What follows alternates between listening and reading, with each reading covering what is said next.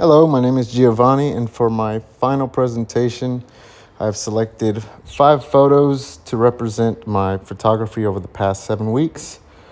I started this class because I've been taking photos for a while, and I've never been able to capture anything that was really outstanding. Most of my photographs are portraits of my girlfriend, spouse, or portraits of my children, or just selfies of myself with my children in it. And I say that I'm not very photogenic, but I think it's the photography itself and not the subject that is lacking skill. All right, with that, we'll go ahead and get started. So my first picture is of my daughter, Jovi. This picture is a demonstration of the topic composition. I particularly like this picture because her face really demonstrates the beauty that's going on behind her. And by adding a center metering with her as the focus and everything blurred around her, it really breaks up the color pattern of her sweater and the color of the gravel underneath her feet. Her being the primary focus, I wanted the viewer to draw attention to her face, as well as be able to identify what's in the background and identify the reason that she is making that face. And the blurred background is, the beauty of the blurred background is really demonstrated by the expression on her face when she saw it herself. Next, I want to demonstrate lighting. So for this picture, I took some of the Valentine's roses that I gave my girlfriend and put some light behind it against a red wall.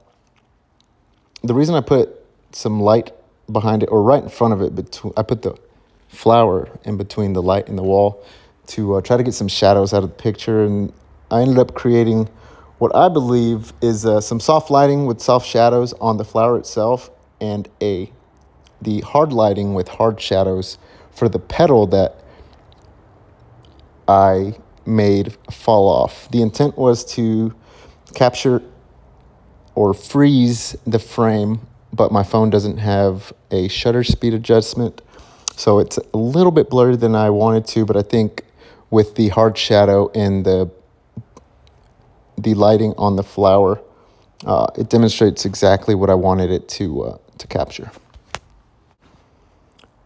Next is my black and white photo that I've selected. So this is of my dog, Maui. He's a Belgian Malinois, and every morning we go out for a run. The only lights that are on at that time are the street lights, therefore creating a good environment to capture some good black and white photos and some good shadows. So in this photograph, the darkness of him being in black and white really silhouettes his body, and what I really find visually appealing is the silhouette of his ears. Kind of gives him a Batman look and feel, and that's really how I consider my dog, just an awesome dog.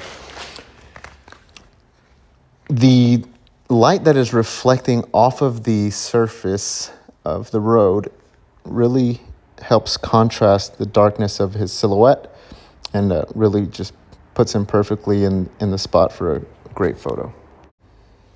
Next, I have a photograph of some beautiful palm trees on Naval Amphibious Base on Coronado Island. With this, I'm demonstrating the 3-point perspective of height, width, and length. As you can see, the width and length of the palm trees itself, you can tell that they're kind of thin trees, but very tall. As well as you can see the Coronado Bay Bridge in the background, and because you can see the horizon, you can tell that it is very long and it is tall as well. I thought it was a very neat picture, and that is my 3-point perspective. Finally, last but definitely not least, I have a portrait of my beautiful daughter. Her name is Joanna, and this was her 6th birthday, where we did an Encanto theme. So just like my other daughter, or the picture of my other daughter, I did center metering to really emphasize her dress and just her smile and attitude about her party and the celebration of her. I think it's a beautiful picture. Obviously, I'm a little biased towards the subject, but all in all, I think the picture turned out perfect. You can see in the background there that there's some celebratory items, but they're not overwhelming, and the visual weight is all on her.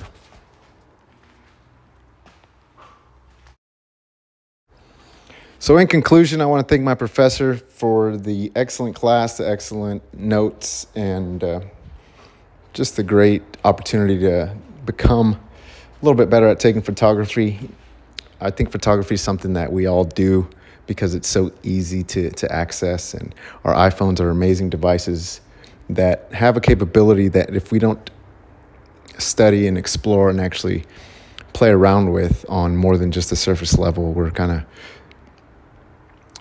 cheating ourselves of what is actually capable. And this class really let me explore the capabilities of my iPhone and really get some good shots that I can appreciate and share with my loved one. So thank you very much, and thanks.